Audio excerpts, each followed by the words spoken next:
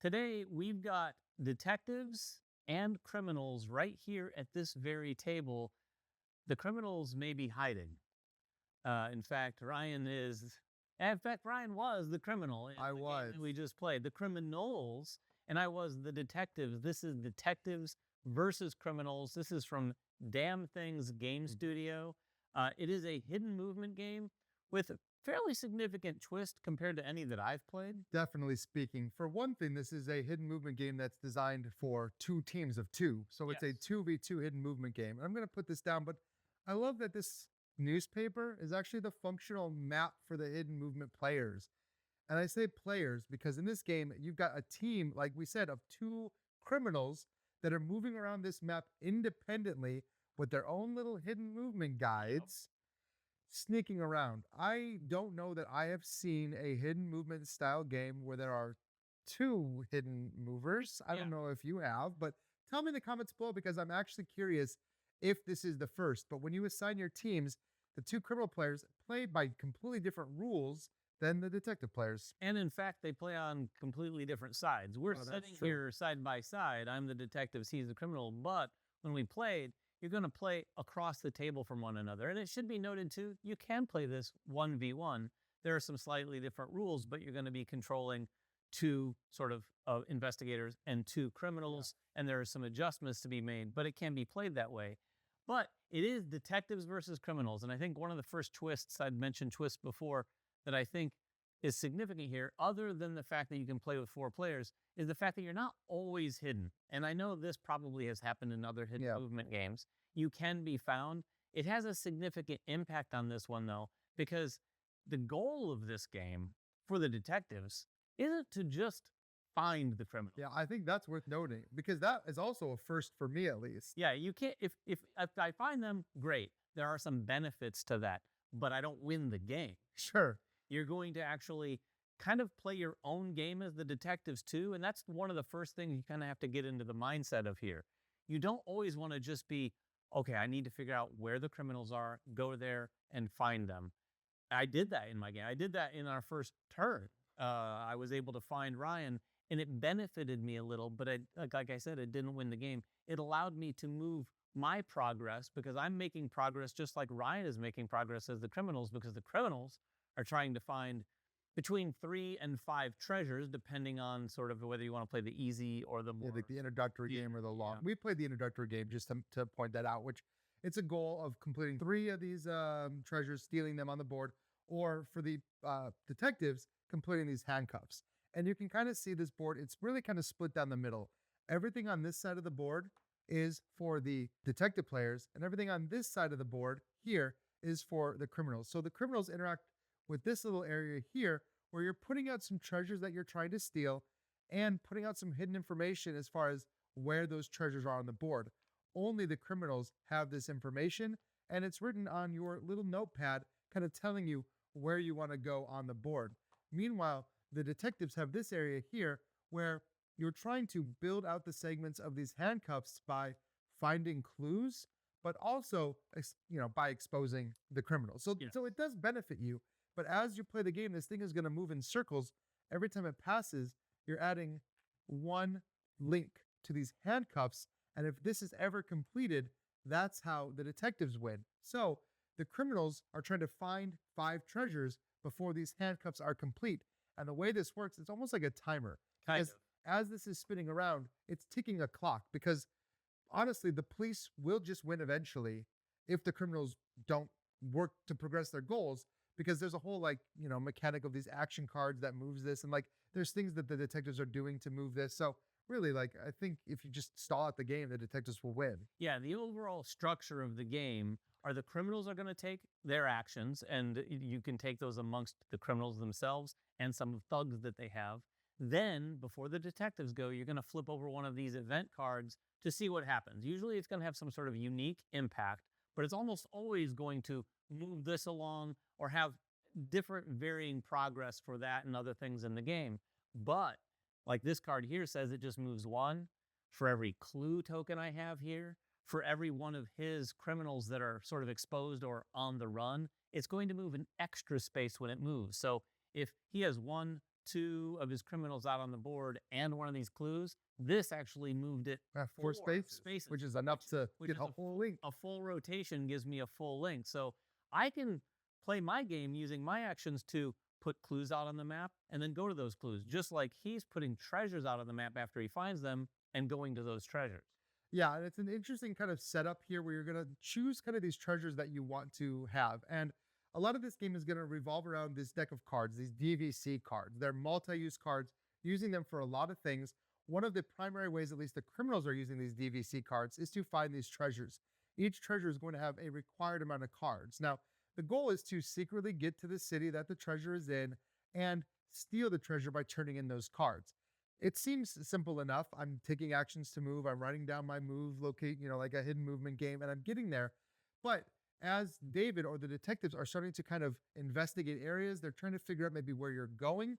It gets harder to steal these treasures if there are more police presence in that area. So if David has detectives in the area, he has these agents in the area, I start to have to discard more and more cards to a point where it becomes almost impossible to steal. So the benefit of like knowing where they're going, of piecing together the information, of following the trail, is hopefully you can start to deduce what area of the board this treasure is in, get all your guys over there.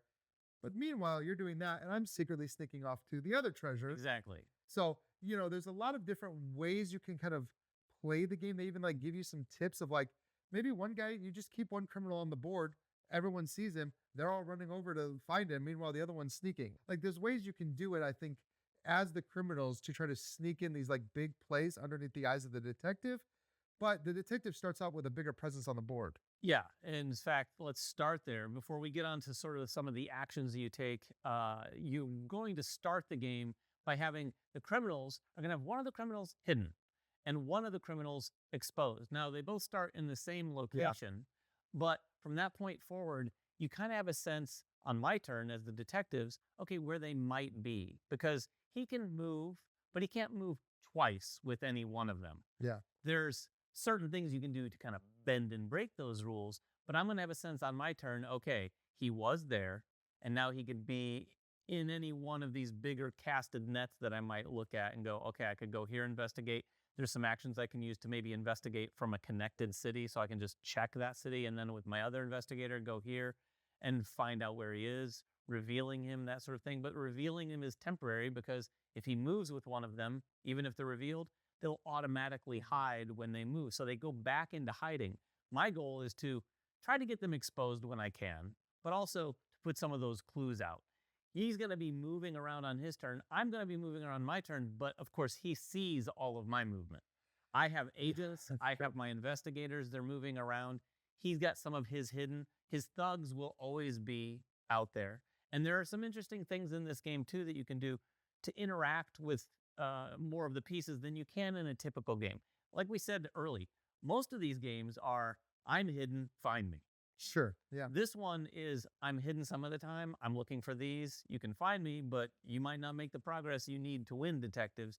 But you can go in, for instance, these thugs he can do a lot of stuff with, but I could go into those spaces and enact combat with those thugs, taking them maybe temporarily off of the board, things like that. Yeah, in the same way with these agents and these detectives. Like there's a lot going on as far as for a hidden movement game, I would say, because we talked about how the turn structure kind of works. On your turn, you get to do 4 different actions.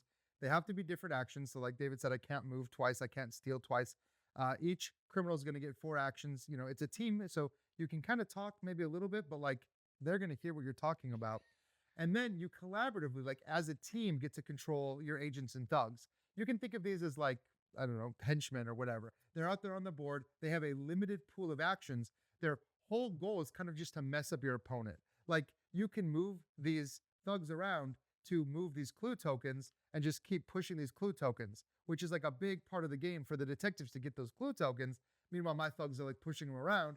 You're sending in the agents to deal with them, right? Yeah, to be clear, those clue tokens, again, I want to stress this, those are only to help me progress in my game. Those won't help me find Ryan. The only thing, in fact, the only piece of information that I can think of that really helps me find Ryan is just those movements. Yeah. I know if I know where he was at one point, I can kind of get some information about like, okay, he's taken a full turn.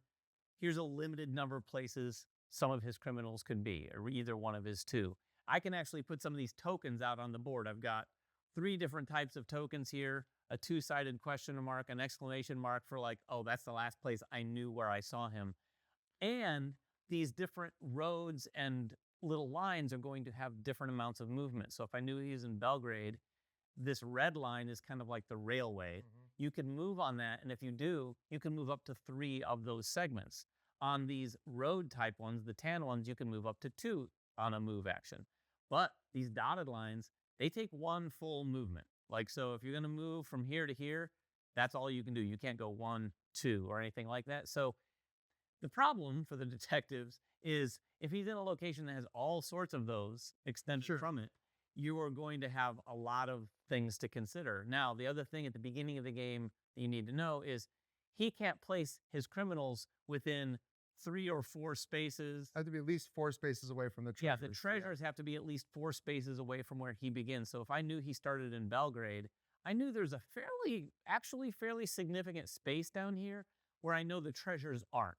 So at the beginning of the game, I kind of knew they may be up here, they may be over here or down here. And sure enough, they were.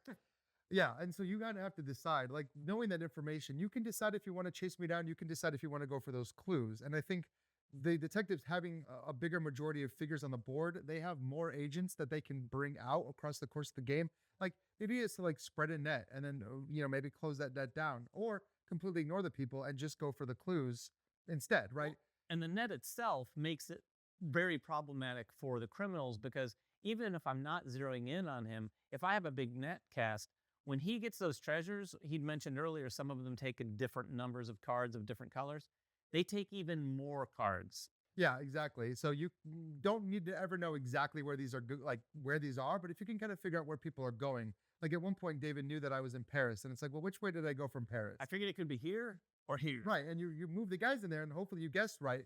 But again, if you don't, it's not the end of the world, because you're still progressing towards your victory condition. Right.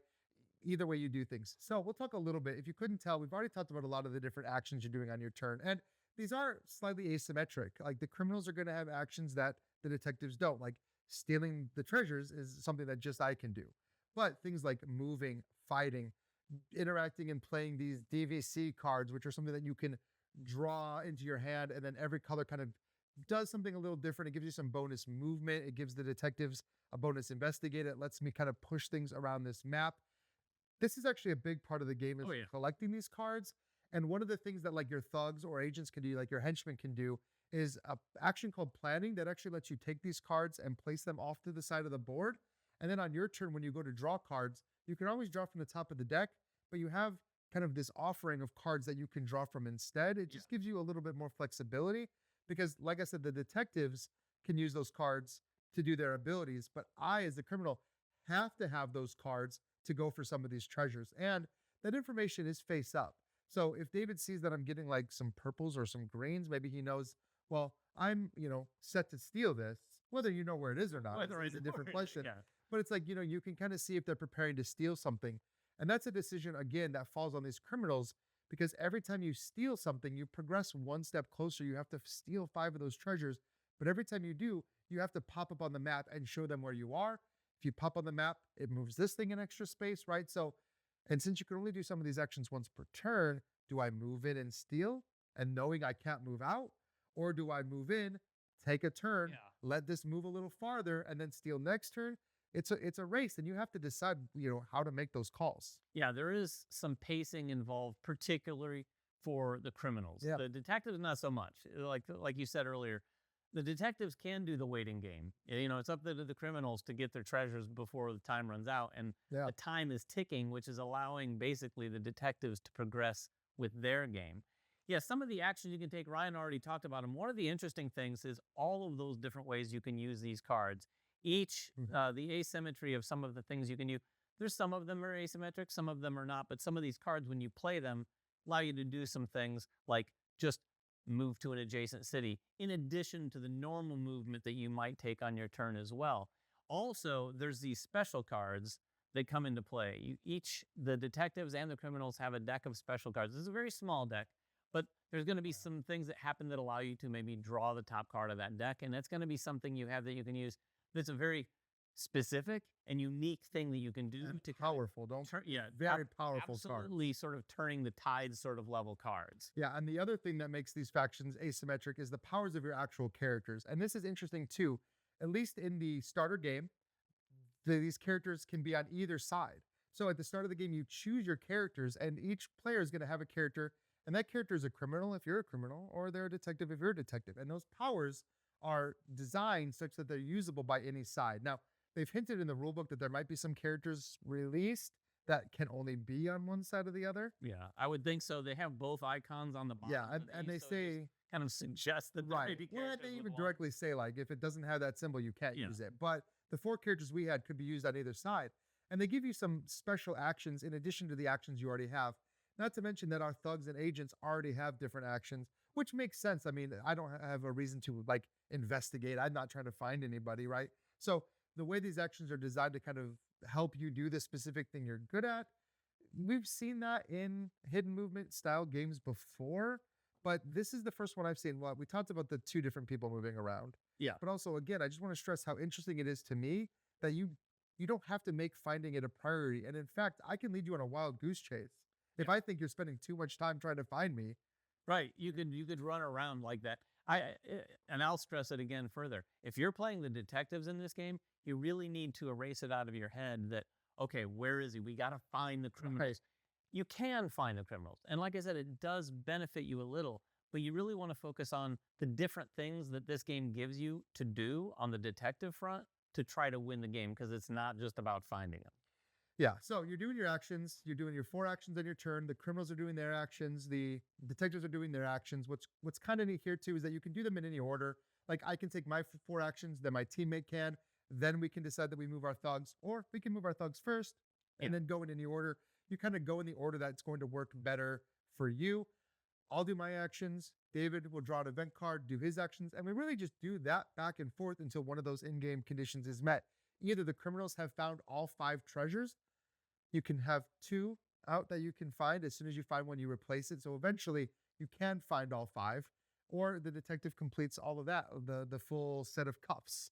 And those are your 2 things you're trying to do. Yeah, it really is kind of, I think, a unique twist on the hidden movement game for all the reasons we've just said. But if you have any questions at all about it, please make them in the comments below. We'll get down there and answer whatever we possibly can. Yeah. Until next time, make sure everyone has fun at the table, and we'll see you then.